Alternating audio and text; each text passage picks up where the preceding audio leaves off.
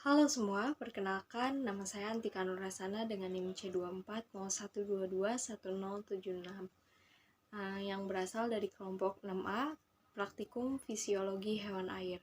Jadi di sini saya akan menjelaskan micro teaching mengenai materi yaitu ada pengukuran laju pengosongan isi lambung dan kecernaan pakan secara in vitro dan in vivo. Yang dimana dalam micro teaching kali ini akan dibagi menjadi dua, yaitu ada yang pertama menjelaskan infografis yang telah saya buat, dan yang kedua adalah materi tentang pengukuran laju pengosongan isi lambung dan kecernaan pakan secara in vitro maupun in vivo.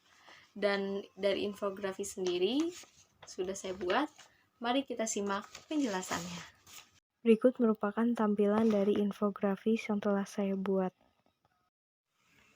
Laju pengosongan lambung merupakan suatu cara yang ditentukan dalam mengetahui frekuensi atau pemberian pakan secara tepat dalam upaya memaksimalkan pertumbuhan organisme.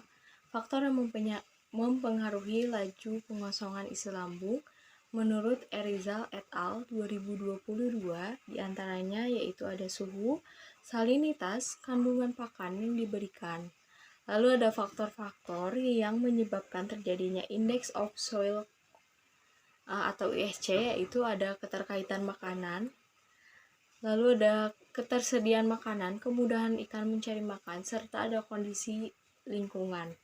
Lalu ada hubungan antara bobot material, isi lambung, serta bobot lambung, dan nilai ISC. Berdasarkan pada derajat kepenuhan tergantung dari berat, panjang, atau bentuk lambung dengan bertambahnya ukuran ikan. Besar ukuran makanan juga bertambah. Volume material lambung yaitu jumlah isi material yang berada pada lambung dalam waktu tertentu. Perbandingan ikan yang lebih besar, kecepatan pengosongan lambungnya akan lebih efektif, sehingga dalam pengosongan lambungnya itu akan lebih cepat dibandingkan dengan ikan yang kecil. Karena ketika ikan itu lebih kecil, maka dalam proses metabolismenya itu akan lebih lambat, sehingga dalam pengosongan isi lambungnya juga akan lambat. Lalu ada faktor suhu yang optimal juga mempengaruhi laju pengosongan isi lambung yang lebih cepat dibandingkan dengan suhu yang tidak optimal. Lalu ada pencernaan pakan secara in vitro dan in vivo, di mana dalam proses in vivo yaitu proses pencernaan makanan yang terjadi di dalam tubuh, sedangkan pada proses kecernaan makanan in vitro yaitu proses pencernaan makanan yang terjadi di luar tubuh ikan. Wang et al. 2021. Enzim pencernaan diantaranya ada enzim pankreas, enzim papain, enzim biomelin, serta enzim pepsin. Pasaribu et al. 2018. Lalu ada hal yang dibutuhkan dalam proses pencernaan yaitu diantaranya cairan digestif, di mana dalam pencernaan terdiri dari enzim, HCl, bikarbonat, serta air. Lalu ada energi, yang ketiga ada sistem saraf, dan yang keempat ada hormon. Dan di infografis ini saya mencantumkan asprak meja yaitu KIRPA serta daftar pustaka dari literatur yang saya ambil. Lalu selanjutnya ada materi dari pengukuran laju pengosongan isi lambung dan ada kecernaan pakan secara in vitro dan in vivo lebih lanjut. Jadi untuk percobaan pengukuran laju pengosongan isi lambung ini bertujuan untuk mengetahui waktu yang dibutuhkan dalam mencerna makanan di segmen lambung. Lambung itu sendiri memiliki pengertian yaitu lambung merupakan organ yang berfungsi sebagai tempat menampung dan mencerna makanan. Lalu ada bentuk dari anatomi lambung yang dimana ada lambung memanjang, lambung kantung, serta ada lambung KK. Di sini pun ada penjelasan mengenai nilai ISC, yaitu nilai yang menunjukkan tingkat kepenuhan lambung. Nilai ISC itu tiap jenis ikan dapat berbeda-beda, demikian juga untuk suatu jenis ikan tertentu. Nilai ISC itu dapat berubah dari waktu ke waktu. Lalu ada keterangan dari rumus ISC. ISC-nya sendiri itu sama dengan isi lambung ikan. Lalu ada WSC yaitu bobot isi lambung, dan WB yaitu bobot tubuh dari ikan. Dan penjelasan ini telah apa sih hubungannya antara bobot tubuh, isi lambung itu telah dijelaskan pada infografis yang telah saya buat. Laju pengosongan lambung di mana ditentukan untuk mengetahui frekuensi pemberian pakan yang terdapat dalam upaya untuk memaksimalkan pertumbuhan organisme.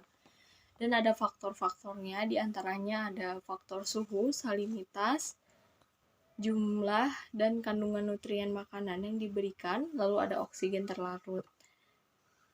Lalu ada materi yang kedua, yaitu kecernaan pakan secara in vivo dan in vitro. Praktikum ini memiliki tujuan yaitu untuk mengetahui enzim, di mana yang paling banyak dalam menghidrolisa protein dan emulsifikator mana yang paling baik dalam mengemulsikan lemak.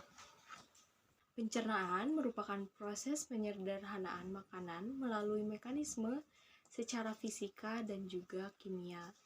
Lalu ada tujuan dari pencernaan.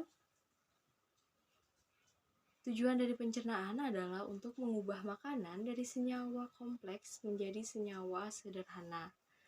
Pencernaan sendiri memiliki proses yang dimana berlangsung pada saluran pencernaan. Dari hal itu membutuhkan cairan digestif. Contohnya itu seperti enzim, HCl, bikarbonat, dan juga air. Proses pencernaan juga membutuhkan energi dan melibatkan sistem saraf dan hormon.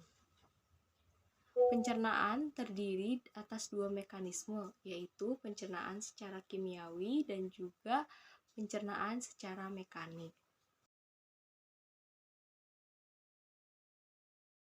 Bagaimana setelah mendengar dari penjelasan dan pembahasan saya mengenai infografis dan juga materi dari pengukuran laju pengosongan isi lambung dan kecernaan pakan secara in vivo dan in vitro?